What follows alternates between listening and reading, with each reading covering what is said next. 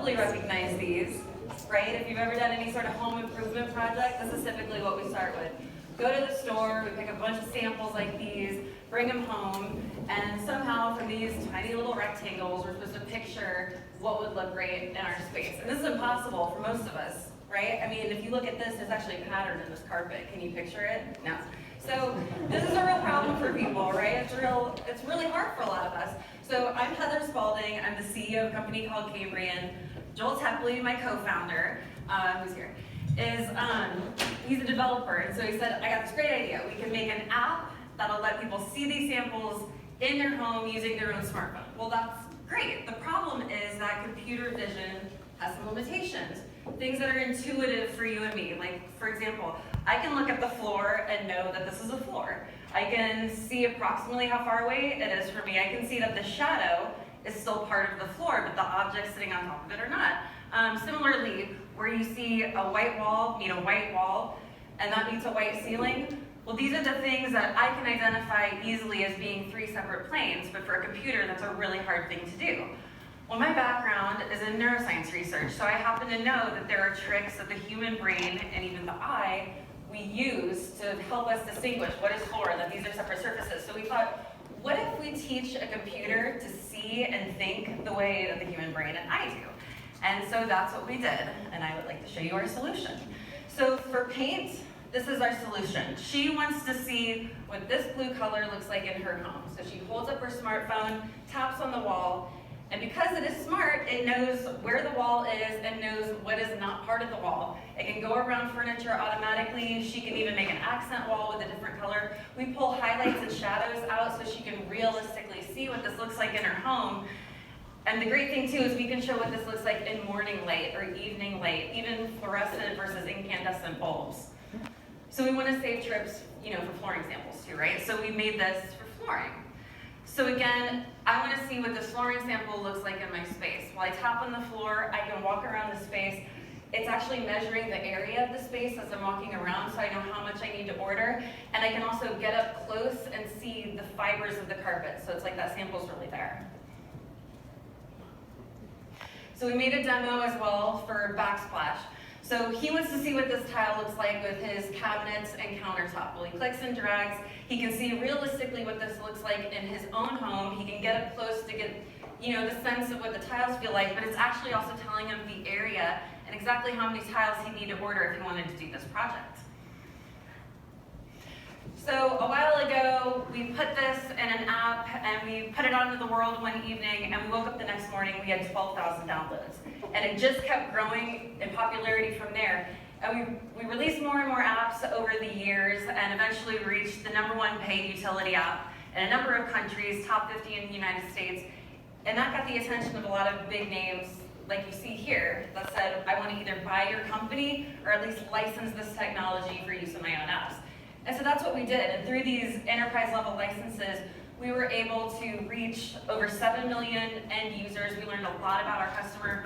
We learned a lot about what to do and what not to do when growing and scaling an app of this size. And we were able to fund our early growth while we built this technology. But our dream is to build this all-in-one solution for DIYers. And enterprise level is a piece of the puzzle, but we knew that next we needed to go after those retailers. So these are all the individual stores selling these products. And they needed an affordable solution. These are the people that have been filling my inbox for years now because their customers want a visualization tool and they don't want to pay this enterprise level price. And they don't want to have to build or maintain an app of their own. So over this last year, we created a solution for them. So what we created is a web plugin that they could easily drop into an existing website. And here I'm going to show you that we took a picture of the hallway out here, so you'll probably recognize this photo. So this is the hallway out here. So this is really easy and affordable for all those retailer stores. The great thing is that those enterprise customers that we have, they have a great relationship with their retailers, and they want their retailers using a visualization tool. They know that will sell more of their products, and in the end, they just want to sell more of their products. I'm just going to be quiet for a minute so you can see this, because it's pretty neat. But the really great thing that's happening here too is so as we're onboarding all of these retail stores, we're pulling in information about their store location, their inventory, even their users, and we're pulling that into an app that we will use, a true AR app. That's going to be this all-in-one solution. So DesignUp is the app that we're building.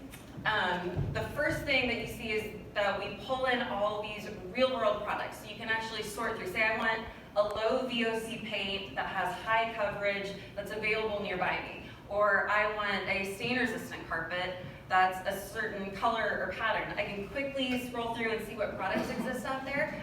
Then I can see it and try it on in my space. I can measure the area of that space. And now, because we have those contacts with those retail stores, I can order it to the store down the street from me. So that's great and exciting, hopefully all of you, but how are we going to make money from this? Okay, so initially we have these enterprise level licenses that are typically 5-year licenses. We have a subscription-based revenue based off these individual retailer stores. But really where we start taking off is with the in-app sales and the revenue sharing. So what we're doing by selling paint and things through this app is we're revenue sharing with those stores, and we're getting store referrals for installation and particularly in flooring installations. And the numbers that you see there were so huge because the market itself is so huge. It's a $3.9 trillion market around the world in paint, flooring, and furniture. Of that, $790 billion are already people buying online. So people want to be able to buy online, and this is growing like crazy as people more and more expect online delivery and online sales. Additionally, we're targeting about 30,000 retail stores in the US. So how we're getting there is initially through a $1.5 million raise. We're doing this to automate our sales process as much as possible, hire those sales and marketing teams, go to as many of these trade shows as possible, sign people up while we're building the sales platform.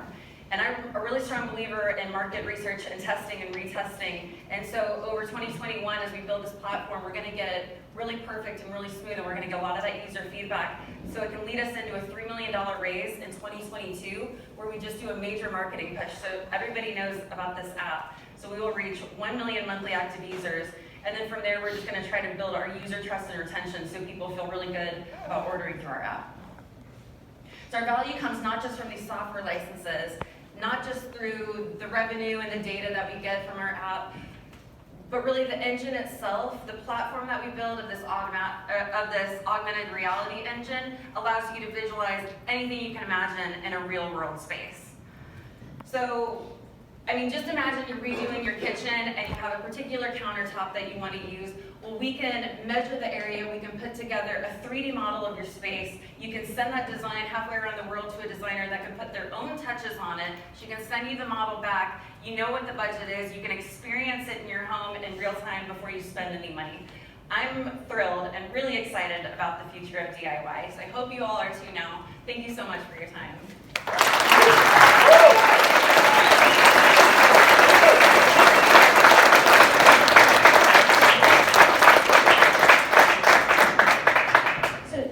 Great job, and really interesting technology and impressive technology. Thank you. It feels like you're focusing in on like 3 or 4 different applications at the same time. Could you talk through kind of why create 3 different apps and 3 different kind of targeted business cases versus one focused one? Sure, absolutely. So the interesting thing, so with paint, for example, I can put any RGB value and sell it. For flooring, they own the assets and the images, so if I want to sell flooring, I need to have a relationship with the company making the flooring. Fortunately, we have a really great relationship with them, and we got the okay to use and sell the assets, you know, through this platform. So we needed the enterprise relationships there to get some of these rights. From there, we want all these individual stores, so ultimately this is all feeding that app that we will run. And actually, with a lot of these enterprise level companies that we have relationships with, they like the idea of us owning and maintaining the app.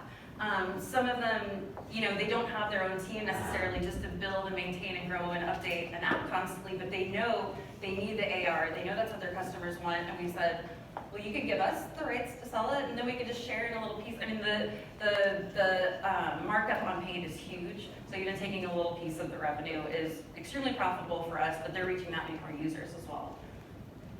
A similar question, as you think about scaling your partners, what's your view then about, being brand agnostic so you can support and serve many retailers and brands? Right. Versus providing value to the consumer in terms of recommendations perhaps, or even getting to an ad model? And that's honestly been pretty tough because they do tend to want some form of exclusivity, and we've had to fight really hard to keep agnostic as we can, but then we also have some really great relationships with like Berkshire Hathaway companies. And the thing that's great about that is, as we have a relationship with a flooring company, well, their number one seller of flooring is Nebraska Furniture Mart. Well, we can visualize furniture, and then they have Benjamin Moore, and it's like, well, that's another person pursuing us. Why don't we all work together on something? And then they also have, real estate companies, and those are some of our number one use cases. So while we're not exclusive, right now, because we're kind of growing organically, we had to do a little bit of that. Yeah. Yeah, so you have a very impressive client list. Can you talk through, like an example, let's say Home Depot or Lowe's, of kind of what does your contract look like with them, and how are they specifically using you in getting to a consumer like me? So we're renegotiating with Home Depot right now because our contract just expired. So it was a $75,000, I'll just be honest, $75,000 contract for a 5-year term. And I had a lot of people tell me, oh, that's too low. But to get those names and to get that insight and to reach 7 million people and have our name out there, that was really valuable for us. And then similarly with Shaw, we initially had a much bigger contract, and then as we've had kind of successes in their retailers and stuff, they're just like laser focused, like, oh my gosh, this is amazing, they want this, we're signing on more people. And so we've kind of shifted and say, like, yeah, as long as we're bringing in their data and there's still an AR solution, we can own that data, we can own those users, and now you have all those individual stores saying, if you want measurements, go download this app. So now we have kind of a bigger sales team in a way. So I mean, that's sort of how we've grown in that direction as we've done some of these things. I think I remember that you have some protection on the IP. Just yes. In offhand, or how vulnerable is the IP as the technology evolves and others can build more? So we do have patent pending on a lot of the specific segmentation technology. I'd love to file a couple more on, especially how we build some of the artificial intelligence we have, because it's really creative. But there's 3 really big barriers to entry that we do. Number one is the realism.